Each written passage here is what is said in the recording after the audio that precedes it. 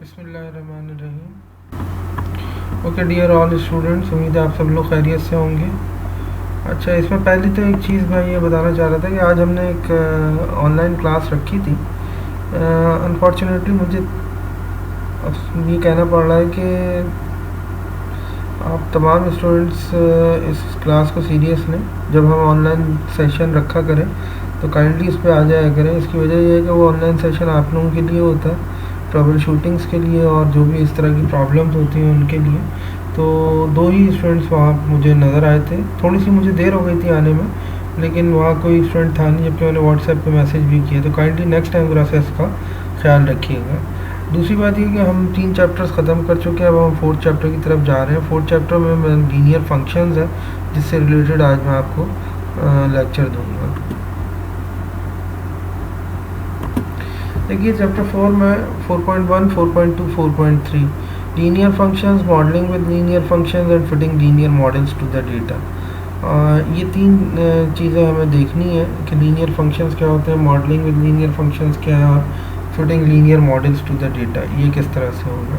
इसमें अगर हम देखना शुरू करें तो मैं यहाँ एक क्वेश्चन लिया है, इससे डायरेक्ट मैं आपको बताना चाह रहा था। देखिए ये जैसे यहाँ कह रहे हैं ना, determine whether linear function is increasing, decreasing और कांस्टेंट। ये फंक्शन इंक्रीजिंग, ये फंक्शन डिक्रीजिंग, ये फंक्शन कांस्टेंट।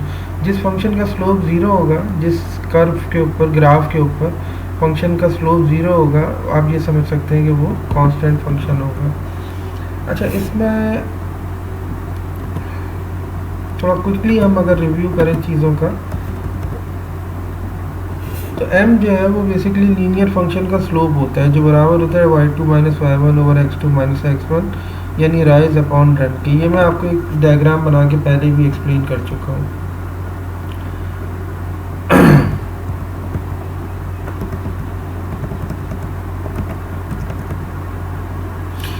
ये क्वेश्चन मैं चाह रहा था कि आप लोगों को करवाऊँ, और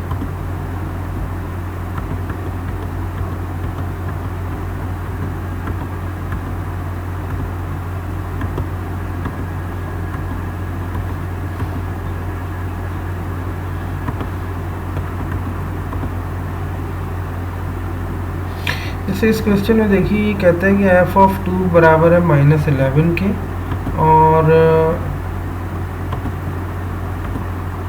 f ऑफ 4 बराबर है -25 के। Find an equation for the function in slope intercept form. अब देखिए अगर मैं इस क्वेश्चन को थोड़ा सा एक्सप्लेन करूं तो कंडीशन कुछ इस तरह से होगी कि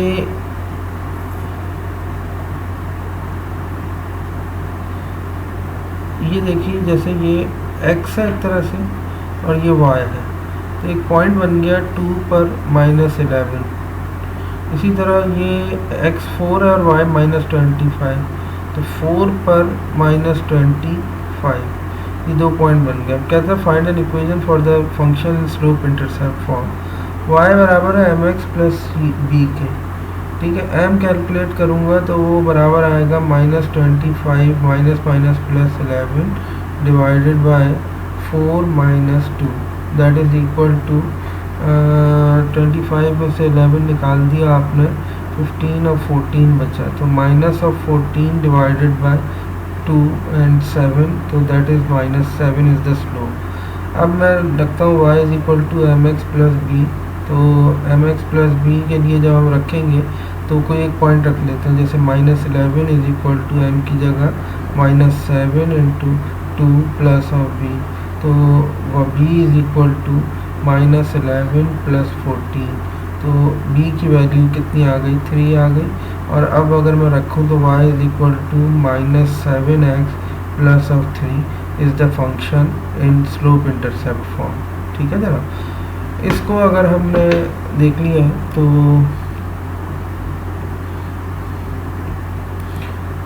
अब हम नेक्स्ट टॉपिक की तरफ चलते हैं। नेक्स्ट एक और क्वेश्चन ये देखते हैं, using a linear function to calculate the salary based on commission. अब इन्होंने यहाँ कुछ बताया है कि एक इंश्योरेंस का कंपनी में कोई सेल्स पर्सन है और वो अर्न कर रहा है base salary plus commission on each new policy. Therefore weekly income जो है वो डिपेंड कर रही है on the number of policies and he sales during the week. Last week he sold 3 new policies and earn 760। 3 नई policy cell की और 760 earn की है। वीक 4 एक हफ्ते पहले उसने 5 पॉलिसी सेल की थी और 920 से अर्न किए थे। इक्वेशन बताइए। तो 920 minus 760 divide by 5 minus 3 m आ गया, और फिर इन दोनों में से कोई एक पॉइंट कंसीडर करके y is equal to M x plus b से आप equation of straight line form कर सकते हैं।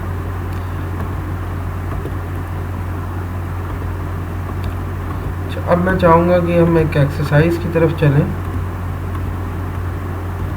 और इस एक्सरसाइज में यहाँ इन्होंने एक लीनियर फंक्शन दिया हुआ है। Write a complete sentence describing Terry's starting elevation and how it is changing over time. Starting क्या है, तो t0 रख दें। t0 रखेंगे अगर इस जगह, तो स्टार्टिंग में ज़ाहिर टाइम 0 होगा, तो t की जगह 0 रख दें। तो आप ये कह सकते हैं कि यहाँ अगर मैं 0 रख दूँ तो ये 3000 हो जाएगा। तो e ऑफ 0 पर वैल्यू कितनी आ रही होगी आपके पास, 3000। ठीक है।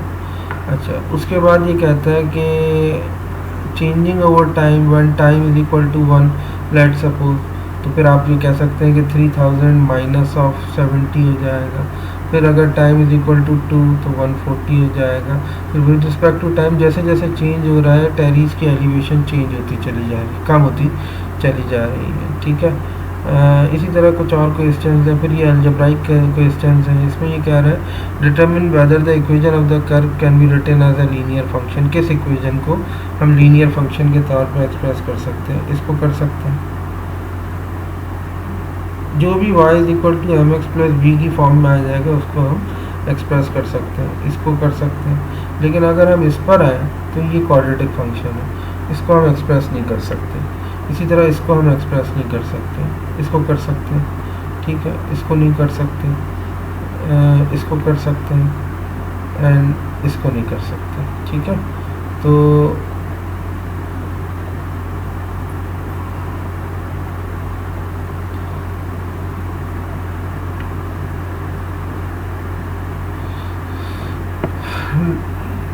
इसमें ये कह रहा है कि determine whether each of the following function is increasing और डिक्रीजिंग। देखिए एक बस बात याद रखिए, when m is positive, when m is greater than 0 function increasing होगा, when m is less than 0 function decreasing होगा। m positive increasing, m positive increasing, m negative function decreasing होगा, m negative function decreasing, m negative function decreasing, m negative function decreasing, m positive function increasing, m positive function increasing, फिर decreasing, m negative function decreasing. ठीक है। Find the slope and the equation of straight line. ये question आप देख चुके हैं पहले भी, तो इसको आप अटैम्प्ट कर सकते होंगे। x and y intercept, for x intercept we plug y is equal to 0, for y intercept we plug x is equal to 0। ठीक है।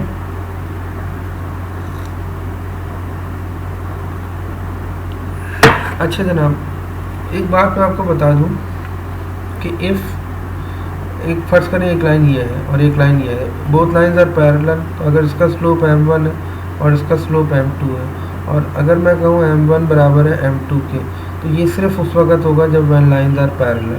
अच्छा, और अगर मैं कहूँ m1 multiply by m2 is equal to -1, तो इसका मतलब है 2 lines are perpendicular to each other. ठीक है। अब यहाँ ये कह रहे हैं कि आप बताइए ये दो लाइंस, लाइन 1 और लाइन 2 क्या पैरेलल है या परपेंडिकुलर है या कुछ भी नहीं है। तो अब आपने क्या करना है, इसकी हेल्प से एक स्लोप निकालना है, इसको m1 कहिए, फिर इनकी हेल्प से एक स्लोप निकालना है, उसको m2 कहिए, और अगर m1 और m2 बराबर आ जाए तो आप कहेंगे लाइंस पैरेलल हैं। अगर m1 और m2 का प्रोडक्ट -1 के बराबर आएगा तो आप कहेंगे लाइंस परपेंडिकुलर है। अगर ये दोनों सिचुएशन नहीं होंगी, यानी ना स्लोप बराबर होंगे ना प्रोडक्ट -1 के बराबर होगा, तो आप कहेंगे line neither perpendicular parallel nor perpendicular.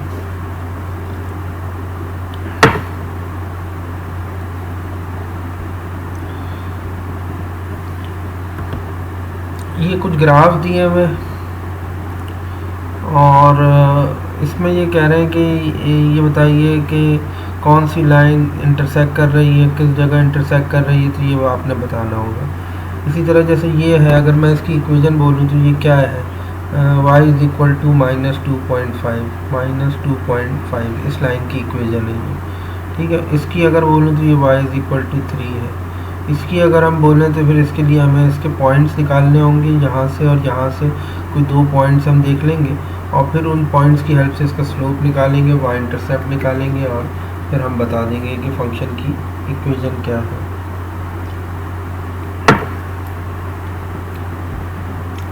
ये बड़े सिंपल से क्वेश्चन है, आप इनको देख सकते हैं। टेक्नोलॉजी वाले क्वेश्चन छोड़ दीजिएगा, रियल वर्ल्ड एप्लीकेशंस अटैम्प्ट कर लीजिएगा, एक या दो। अच्छा जनाब, अब हम आते हैं नेक्स्ट एक्सरसाइज पर।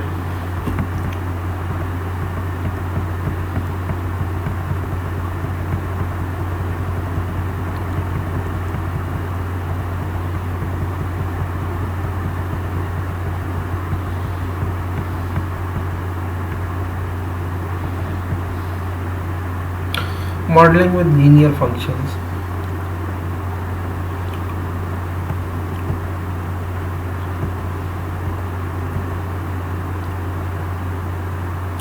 इसमें देखिए, आपने किसी भी लीनियर फंक्शन को सॉल्व करने के लिए कोई वर्ड प्रॉब्लम लें जो इंक्लूड हो, जिसमें 2 pairs of input and output values हो।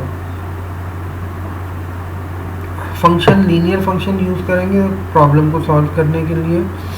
Identify the input and output values, convert the data to 2 coordinate pairs, find the slope, write the linear model, use the model to make a prediction by evaluating the function at a given x value, use the model to identify an x value that results in a given y value. Answer the question.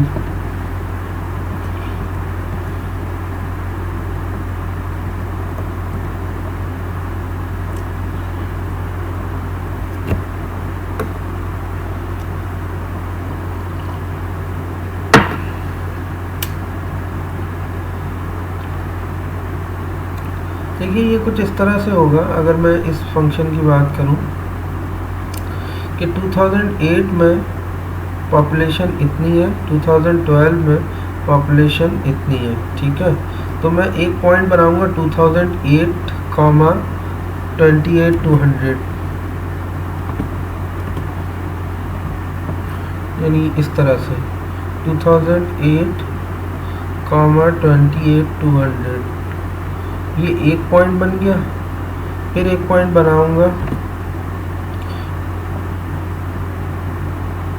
2012 and 36,800, 2012 and 36,800,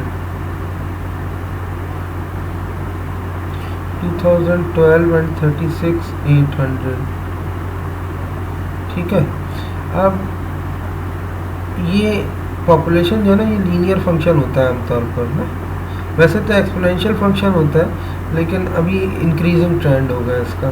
तो m अगर हम निकालें इसका, तो ये निकलेगा 36,800 minus of 28,200 divided by 2012 minus 2008। इससे m आ जाएगा, जो भी m वैल्यू आएगी आपके पास। उसके बाद आप 2000 इक्वेशन फॉर्म करेंगे और फिर उसके बाद 2014 पर वैल्यू कैलकुलेट कर लेंगे। देखिए m इसका जो कैलकुलेट हुआ होगा ना,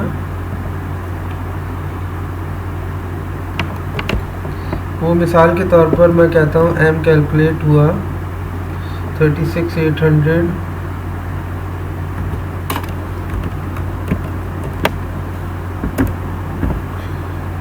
36,800 minus 28,200, 8,600 divided by 4, 2150. So 2150 is the slope. उसके बाद मैं एक पॉइंट उठा लेता हूँ और y is equal to M x plus B में रख देता हूँ। तो 28,200 y m 2150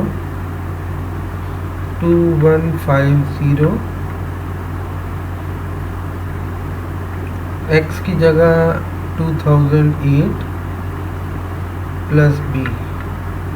तो अब इसको अगर हम देखें 2150 multiply by 2008, 2150 multiply by 2008 minus 28,200